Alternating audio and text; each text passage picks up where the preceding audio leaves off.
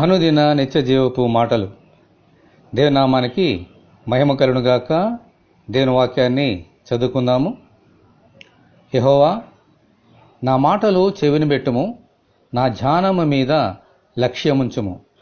కీర్తనల గ్రంథము 5వ అధ్యాయము 1వ వచనం.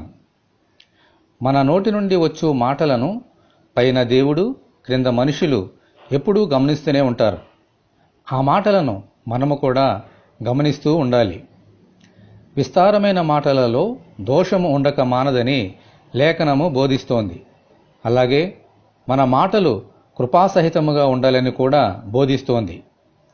దేవునికి వ్యతిరేకమైన మాటలు, ఇతరులను బాధపరిచే మాటలు మన నోటి నుండి రాకుండా జాగ్రత్త పడాలి.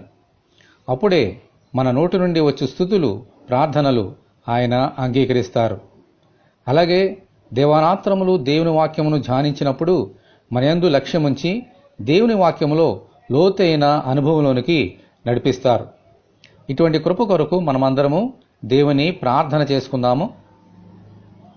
ప్రభువా, మీకు వందనములు.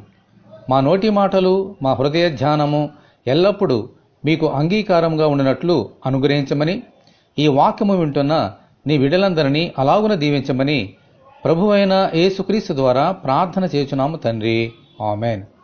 మన ప్రభువైన యేసుక్రీస్తు కృప మనకందరికీ తోడే ఉండి నడిపించునుగాక. ఆమెన్. పరిశుద్ధ దేవుని మందిరం.